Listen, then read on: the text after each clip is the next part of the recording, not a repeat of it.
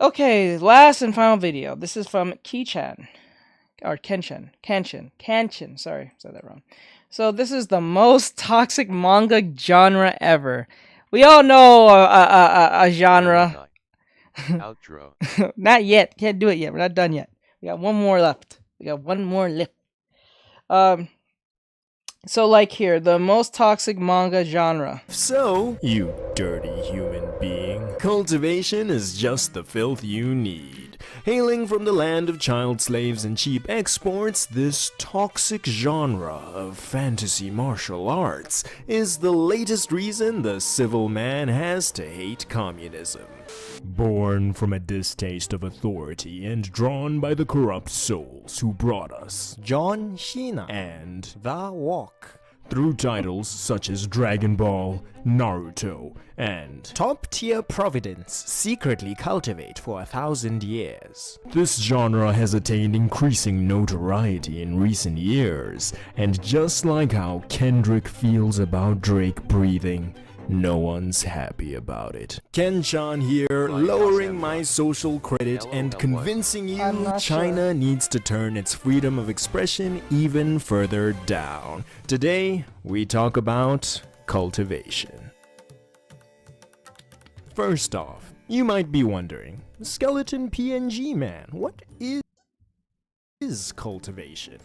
Well, other than garbage, it's a Taoist concept that describes extending one's lifespan through practicing martial and mystical arts with the goal of cultivating Qi or Ki, the spiritual life force, inaccurately referred to as chakra in Naruto. On paper, that sounds great, and that's just how they trick you. If simple descriptions were enough to judge a genre, the magical world jumping of Japanese isekai and fate altering of Korean regressor stories would be peak literature, but we all know that's repetitive garbage, and I promise on my heart that cultivation is worse than you might imagine. Vengeance, egos, and injustice are the pillars of the cultivation story, and pardon my garbage editing as a guy with 3K subs that can't afford to pay someone else to do it, but let me quickly show you how the typical cultivation plot unfolds. Ah, what a lovely day to pursue the martial Tao. I have finally gathered enough spiritual chi in my dantian to attempt a breakthrough. Let me enter seclusion to advance to the 5th layer of the body tempering realm. What the fuck is happening? Meanwhile, in the Zhao family. Senior brothers, that Zhao Lieh has secluded himself in his cave abode. What? The family rules dictate that body tempering realm practitioners may only enter seclusion if they are on the verge of breakthrough. It has only been 2 weeks since he last ascended a minor realm. His cultivation speed is too terrifying. Senior brother, if this continues, he may be able to oppose you in the battle for the junior patriarch position. An insect trying to stop a moving car. My father is the grand elder, while that peasant is of lowly birth, child to a servant and a father long dead.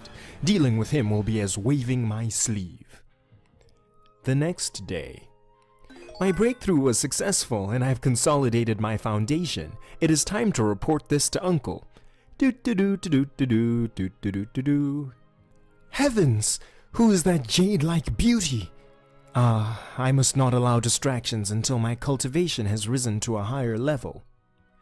Jade-like beauty is impressed that he is able to resist her beauty, becomes interested in him, and asks him to guide her to the main hall. Here we are. May I ask what business you— Zhao Lieh! Toad lusting after swan flesh! Koto to me 3 times and the matter shall be forgotten. Otherwise, don't blame me for being merciless. Senior brother, what is the meaning of this? You slap my face. Ha! He! Ho! Main character is ruthlessly beaten and a family elder appears to save his life.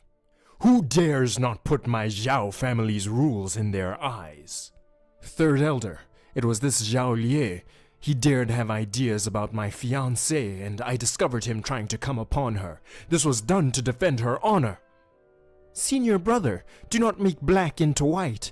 Young miss, please seek justice on my behalf. What the fuck is happening?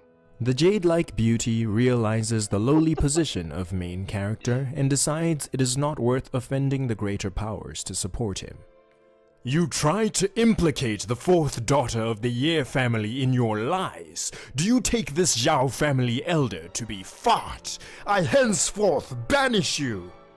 The elder strikes the lower abdomen of main character, destroying his dantian and crippling his cultivation, before casting him off the family grounds. While looking for shelter to heal his wounds, main character encounters the most heaven-defying fortuitous encounter, the Vermilion Dog Jade, which allows him to regain his cultivation, become stronger than he was before, return to the sect to get revenge, discover the death of his father was an internal conspiracy plotted by the current patriarch, and swear that he and the Zhao family can no longer exist under the same sky. At the critical moment, before defeating the elders of his clan, the young miss of the Ye family calls him a dragon among men and tries to curry favor, remarking that she had eyes but failed to recognize Mount Tai. But main character has been wizened to her antics and ruthlessly slaps her away. Within the time it takes an incense stick to burn, the masters of the family are all defeated.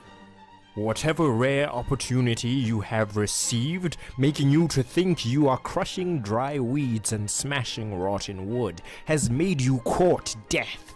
You fail to recognize the immensity of heaven and earth. With no tiger in the mountain, even a monkey can call himself king, but this Zhao family is only a subsidiary of the soaring Six Sapphire sect, and after they discover that you are the reason they no longer receive our tribute, their venerables of the nascent soul realm shall... Bro, I'm telling you, if I was a Asian / Chinese, Korean, Japanese royal and have to deal with this shit, I'll off myself. I'll do Senku so fast, I don't give a fuck. I can't do this. This is too much. Main character strikes the patriarch, leaving him to die a dog's death. And the 8,000 chapter cycle of him defeating the next sect, which offends the family above them, and then training to defeat that family, only to incur the wrath of their powerful ancestor, begins, with a harem of jade-skinned beauties and fortuitous encounters being acquired along the way. This is how I used to dress 6 months ago. And this is motherfucker me again. now. And it's all thanks to my So Stitch tired, Fix you. style.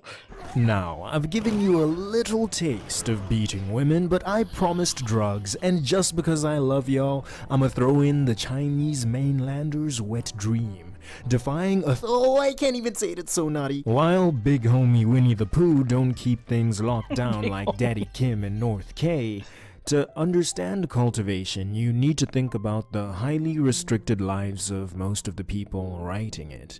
Fictional stories are meant to be a way for readers to escape the lives they're suffering through. They're meant to paint a world completely different from everyday existence. Japanese salarymen are slaves who barely have the freedom to breathe, so the escapist fantasy isekai which imagines lives without responsibility appeals to them.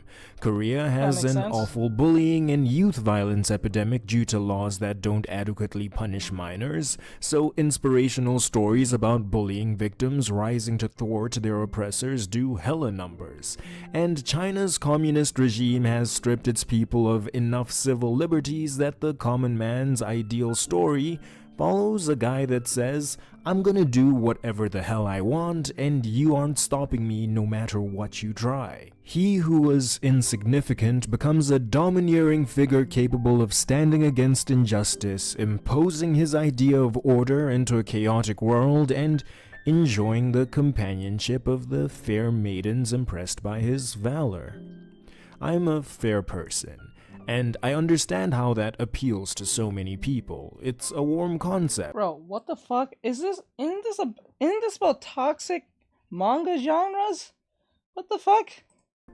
But as a fair person, I have to be honest and tell you the execution of these ideas is as good as 3-day-old lasagna in summer. It's not. For anyone who isn't intimately familiar with cultivation and has been shocked that I keep talking about China after using Dragon Ball and Naruto to draw you in here, it's finally time that I use them to explain the core cultivation concepts. The practice of cultivation revolves around spiritual energy, qi, circulation through energy centers, meridians or gates in the body. Through martial arts, which range from taijutsu to early Dragon Ball's hand-to-hand combat, or through mystical arts such as ninjutsu, genjutsu, or the Kamehameha wave and its alternatives, cultivators channel their inner energy into forms that allow them to transcend regular human ability.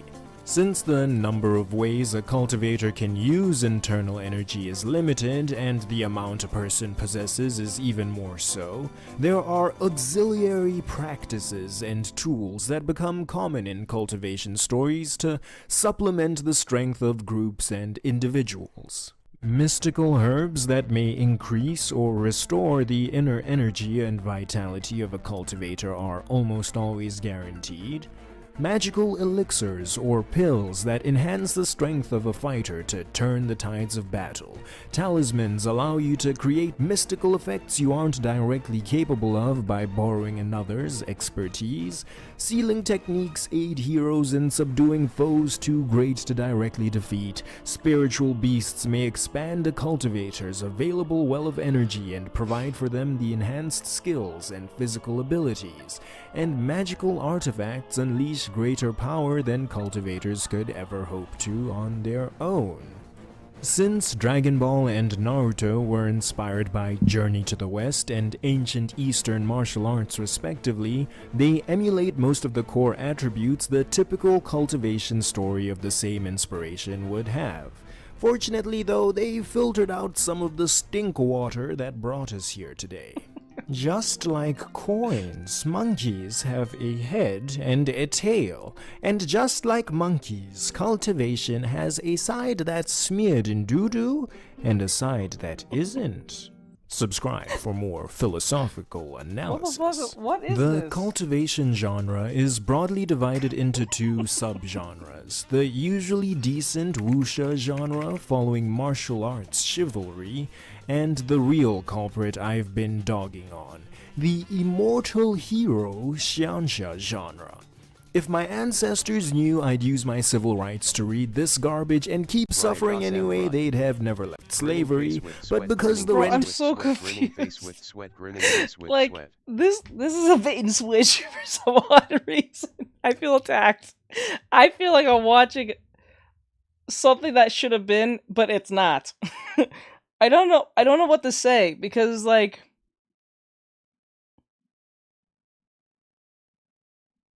it says the most toxic manga genre, but it just felt like a giant.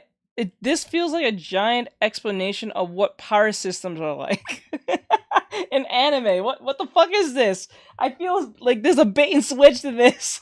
I don't know if you feel that way, Bri, but it feels like I'm missing something. Did I miss something? Am I stupid? I probably am just stupid. I'm just pretty stupid. Probably that's what it is. I'm pretty dense. My monkey brain ain't working, because like I'm certain it says the most toxic manga genre. But so far, we're 11 minutes in and we're hearing about power systems of cultivators who can make energy happen. That's what I'm hearing and seeing.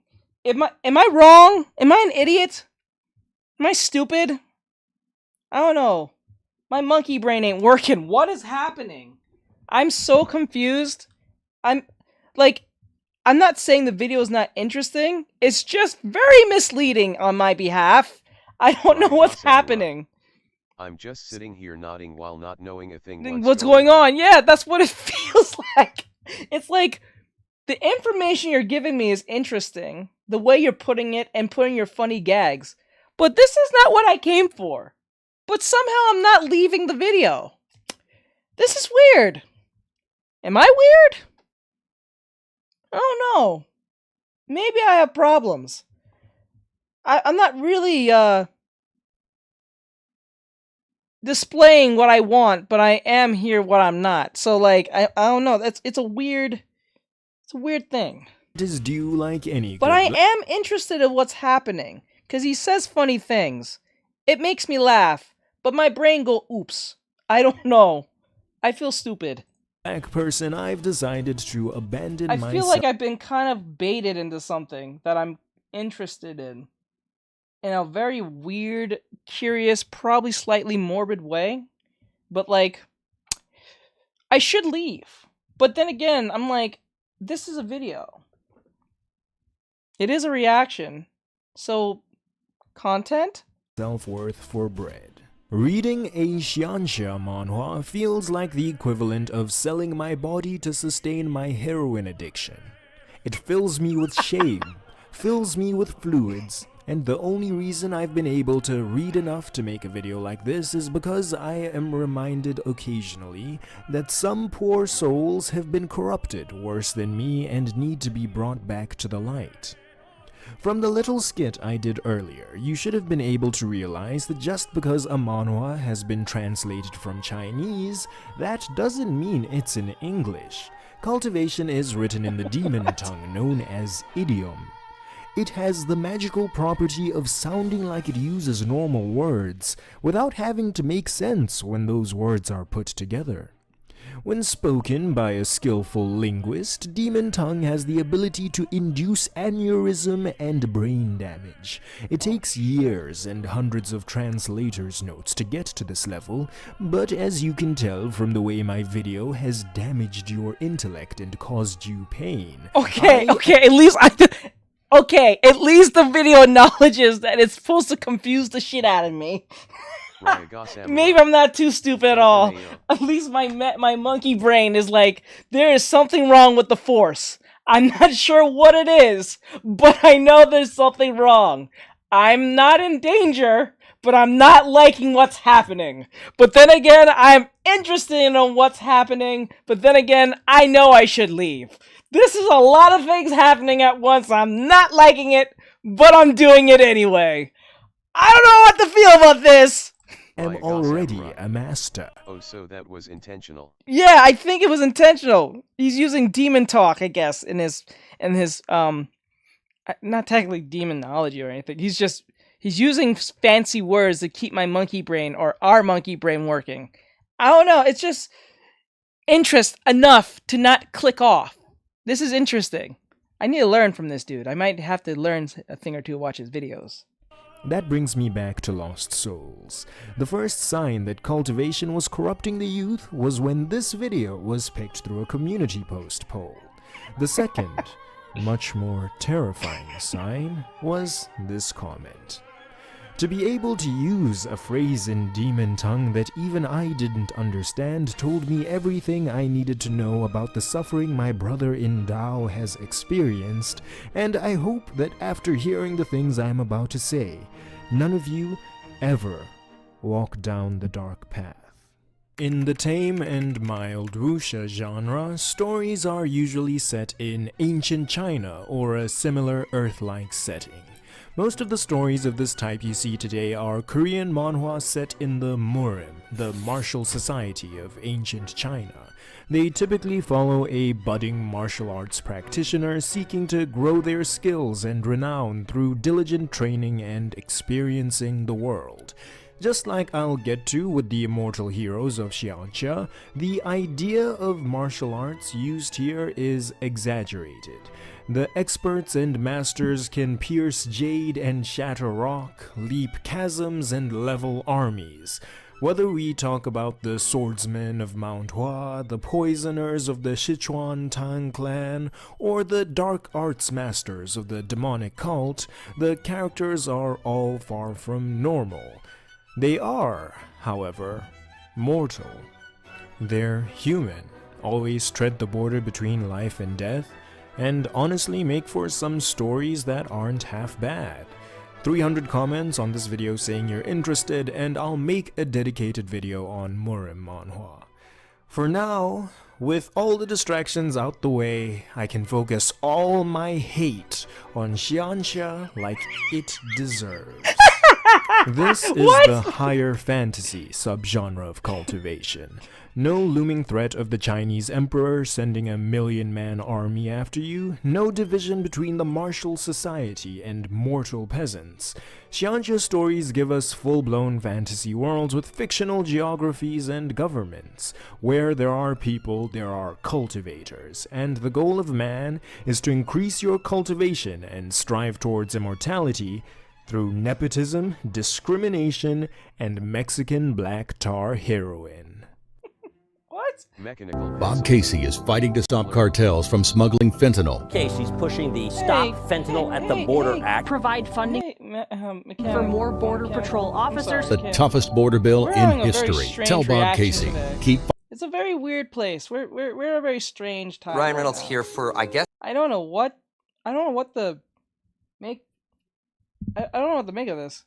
limited premium wireless. To understand the characters, which, spoiler alert, are all bad, you need to understand how the world works. Every Xianxia uses the same power system, which you would think would make them easier to understand, but it's actually the opposite. Because they're all the same, Xianxia writers have this cult-like expectation that you're only reading their story because you're ruined for life and already know what cultivation is, so no one ever explains what the hell is going on, and every author implements their own small differences, so no matter how much you think you figured it out, you haven't. The strength and lifespan of a cultivator is dependent on their cultivation, which is measured in what we call realms. The higher your realm is, the stronger you are and the longer you will live. For the So technically, your power level. sake of the video, let's say the path of a cultivator progresses like this. You start as a mortal with an 80-year lifespan. When you first gather chi in your energy center and learn to circulate it, you become a body-tempering realm expert. It's like going Super Saiyan, but you can't turn it off. You're permanently stronger, and now you can live 250 years easily and in good health. As a body-tempering realm expert, you will need to dedicate years to training your martial arts and collecting spiritual energy to further increase your strength. If you want to extend your lifespan and become able to live 600 years, you will then have to ascend to the Qi refinement realm, where you will no longer need to eat or sleep, but will be able to subsist off of natural energy. The ascension is easier said than done though, because each major realm consists of several minor realms. When you become a body-tempering realm practitioner, you will start at the first layer and have to cultivate to the 9th layer before you can think of breaking through to the Qi refinement realm. From refining your muscles to your bones and tendons and washing your marrow, then improving your 5 senses, each time you break through a minor realm, you will see a Bro, small increase in It's the little things he say gets me laughing. It's just he's talking in this like sophisticated way, and then he just drops these little. I don't want to say condescending words, but like it's just funny. your strength and fighting ability. Cultivation is ultimately pretty linear and repeats the same pattern endlessly of cultivating to a new realm, spending years to break through the layers, then trying to get to the next realm. The main issue characters face is that just because the principle is straightforward, that doesn't make it easy. Some guys are talentless and will spend so long trying to cultivate to a higher realm that their lifespan will run out before they're successful, and they'll die a pitiful death without major accomplishments. This is where the toxic tropes and cliches kick in, and where we see women throw themselves at whoever will give them the oldest blade of grass. In a world where everyone can hope to become immortal if they're willing to hemorrhoid stain their panties from sitting still in a cave too long, why do people even fight? 'Cause your cave sucks and you want a better one. Obviously, if the power system revolves around absorbing energy to grow stronger, anything that gets you extra energy is valuable. And if something's an impossibly rare, life-altering treasure like affordable housing, people will be willing to kill for it.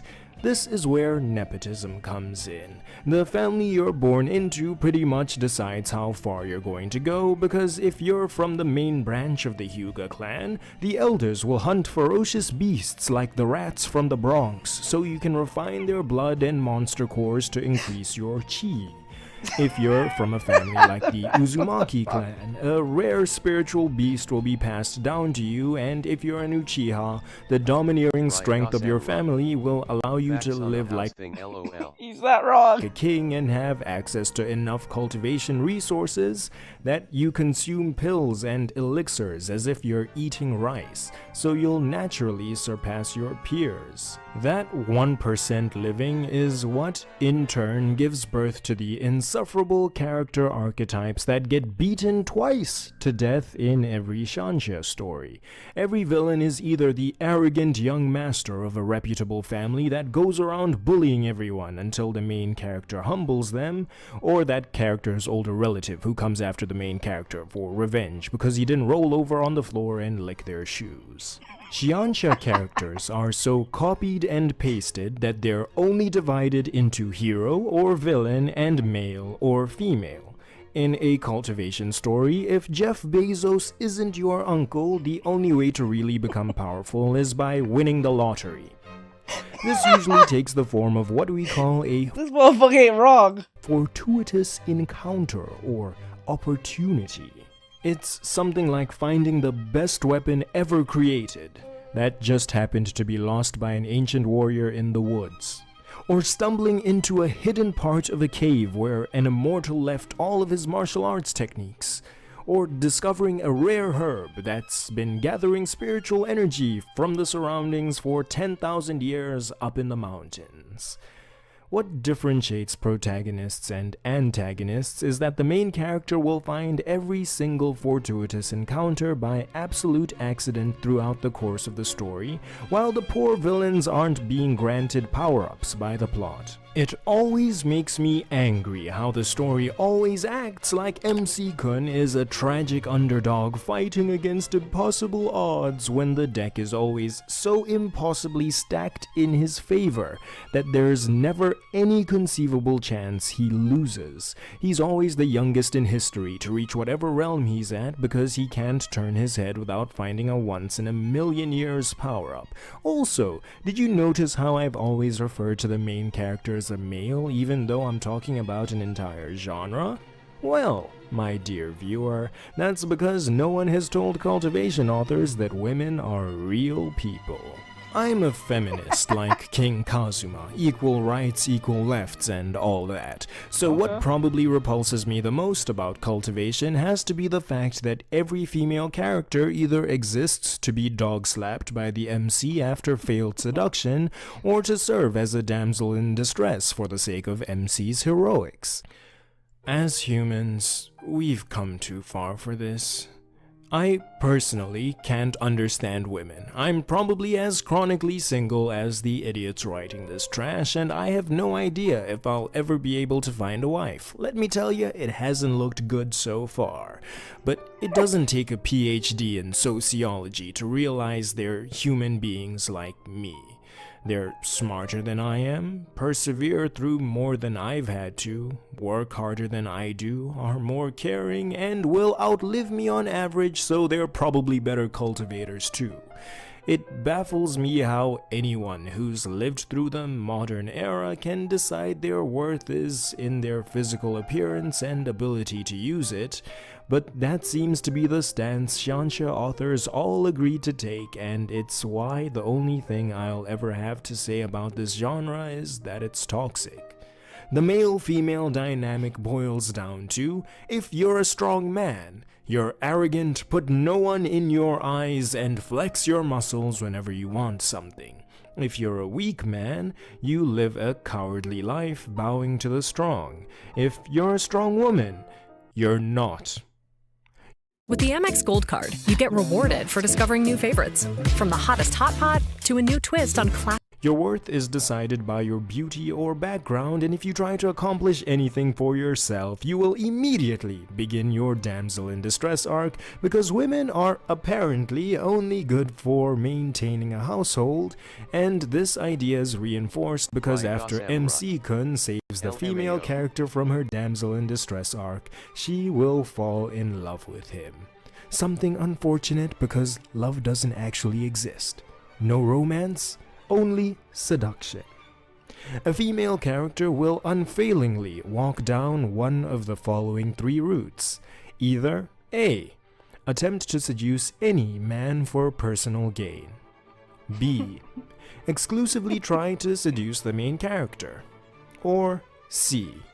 Allow the main character to seduce you because it turns out women only want to cook rice.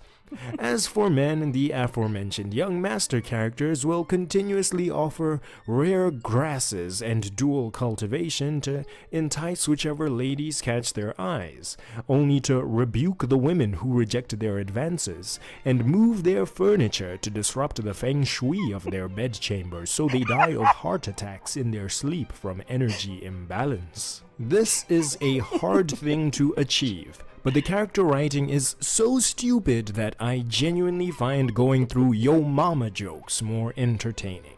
At least, yo mama's so stupid, she sold her car to pay for gas, shows that whoever wrote it is smart enough to realize gas becomes useless in the absence of a vehicle, and cultivation writers make it real hard for me to assume they have the same deductive reasoning.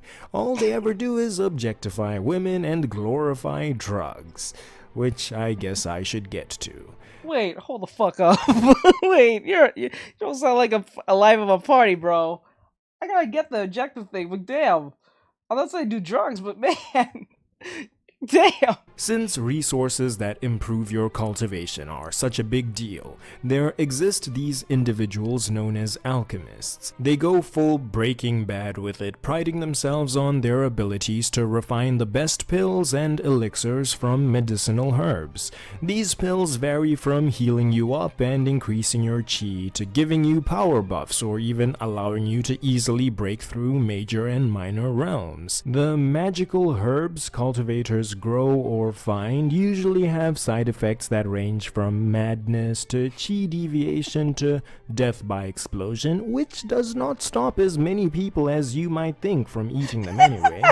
So, refining them into pills improves their effectiveness and makes them safer to consume. The path of alchemy is typically hard to follow, so alchemists tend to be wealthy, and they keep their techniques and recipes secret to maximize profit, as any pharmacologist would.